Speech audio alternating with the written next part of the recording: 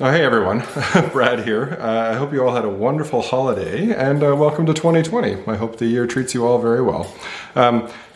Today's video is one I frankly wanted to make for quite some time. I've always had a lot of time to think about it. I haven't made a video in about 37 days. I think YouTube keeps telling me, so apologies for that. But I want to speak specifically on the second major reason why I am such an EV advocate. The first reason is pretty obvious, I'm sure. Morally and philosophically, I think we all need to do our part to reduce our carbon footprint, etc., etc. And an EV or a plug-in hybrid EV is a very effective way of going about that. Now, again, that is very important to me, but I'm going to set that aside for now and speak in more practical terms for why I'm such an advocate for electric vehicles in general. So if that's something you're interested in, please stick around. And as always, if you could browse the channel and maybe think about clicking that subscribe button, that would really help me out a lot.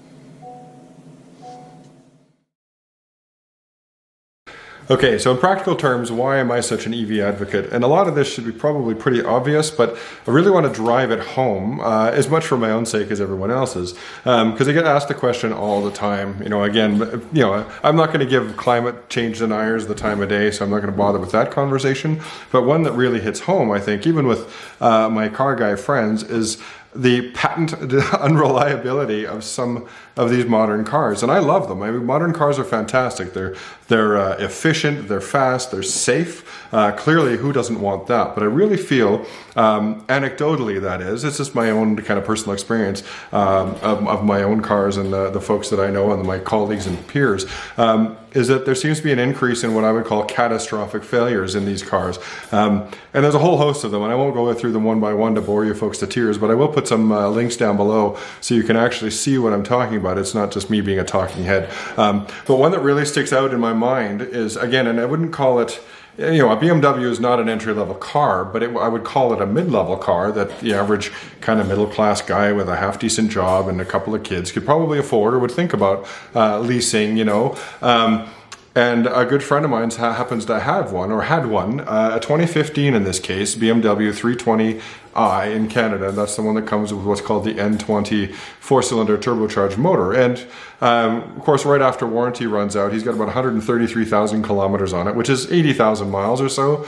The car, in my estimation, should be able to do at least that. You wouldn't expect that for that kind of money that you'd only get 3 or 4 years worth of life out of that car. Well, guess what? Apparently, there's a class action lawsuit in the States about that car because the timing chain can stretch and cause everything to, to jump timing, and we all know how bad that is in an interference engine. And boom, the car is toast. The repair bill for that, $18,000. So I don't care how good the car is. That's just unacceptable to me. You don't drive a car, you don't pay 50 grand for a car or whatever, and then 3.5 years later expect to replace the motor that soon. So, and that's not an isolated incident. It's certainly not even within BMW. Now, obviously, like the M5 and the M3s of days gone by, the V10 and the V8, they had all kinds of bearing issues and throttle gear issues and things like that, and the drive-by-wire systems. Now, again, maybe when you spend that kind of money on a high-bought car, you expect some of these failures to occur simply because of the high-wound nature of these cars, but not the average kind of entry-level one you'd expect. And it actually gets, it happens in cars far less expensive than BMWs as well, unfortunately. Many of the Korean Chevys, if you will. I actually worked on one recently. There's a new oil cooler design where the coolant and the oil kind of pass by in this tiny little radiator, and that can cause a problem. And when there's a little gasket in between that causes what looks like a head gasket failure. A ton of oil ends up in your coolant system, and they just say the car's not worth fixing. I actually managed to save that one, but that's not an isolated incident either. Now, arguably, a Korean Chevy is not a car I would spend money on, but people buy these cars new, and at 50,000 kilometers, these are the kinds of problems they're looking at. You don't expect to throw that car away. The same kind of technologies actually have causing similar issues in heavy-duty trucks, because these big diesels that have the same kind of oil cooler problem, if you Google F350, Ford F-350 and oil cooler problems, you'll see exactly what I'm talking about. They do the same thing.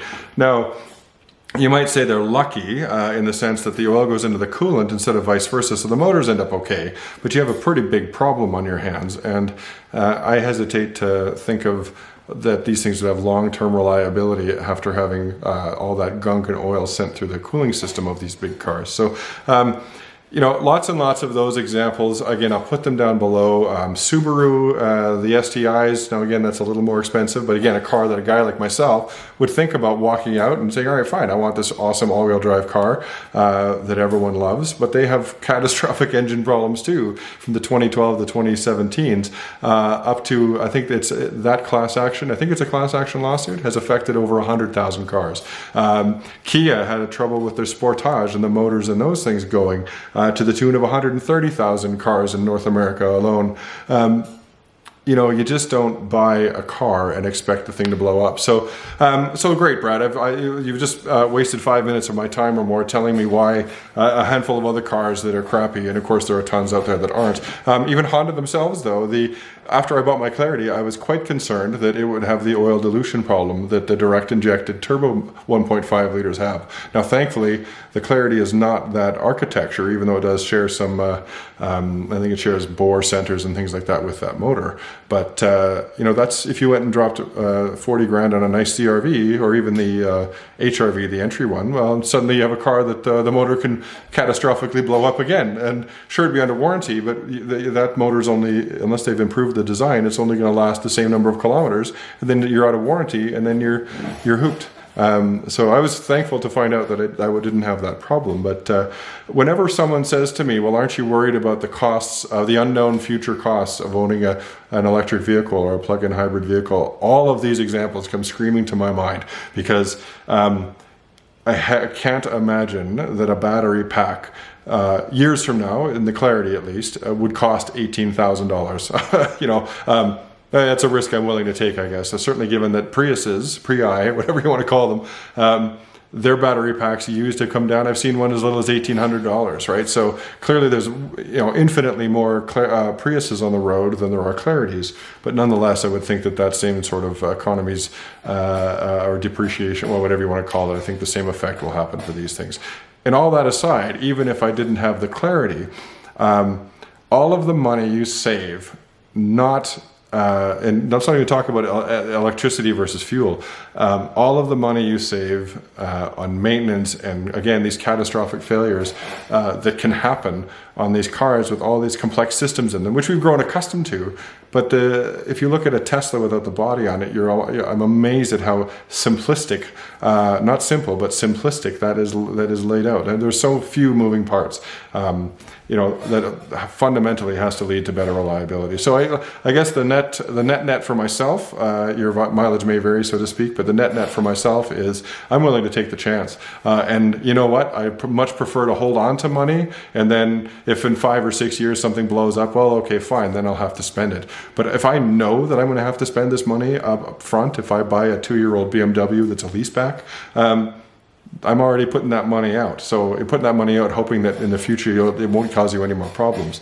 Whereas if you drive an EV, or in my case a plug-in EV, you're saving all that money to begin with, so you can build that up, and then if it costs me a lot, well, fine, then we'll call it even. But so far, it's not looking like that's the case. So I'll wrap it up there. Thank you for your patience for this long. Even I know it's a long video. I can't seem to get away with them, away from long videos. But I'll put some links in the comments below with respect to these class action lawsuits that I've talked about, and others as I find them more applicable as well. Because certainly there's far more than what I've just mentioned. So anyway. To summarize, why do I have an electric vehicle? Why am I such an advocate? Again, beyond the environmental, beyond the fact that I spend 9 cents a kilowatt hour to charge my car, so it's $1.30 and I get 50 to 70 kilometers on that. You can't get that on a liter of fuel. Beyond all that, beyond the reduced carbon footprint and all of that, it's the fundamental fact that they're far less expensive to own. You can't get by that. And once the technology is in the hands of many, like Elon's trying to do with the Model 3 and the Model Y coming out, that will push that price down to a point that you don't have to spend 50 grand or 40 grand or even 35 to get one, I think we'll all see the benefit of that. So anyway, as always, folks, I really appreciate you sticking with me. If you've made it this far, maybe you might throw me a like, or maybe even click that subscribe button. I'd really appreciate it. And as always, please send me your comments, questions. I love doing this. I haven't done it very much. I've been very busy, unfortunately, with work. But please send me all your questions, criticisms. Tell me how full of crap I am. As long as we're talking about this stuff, I think it's fantastic. So anyway, all the best in 2020, folks, and I'll do my best to get back to you soon. Bye for now.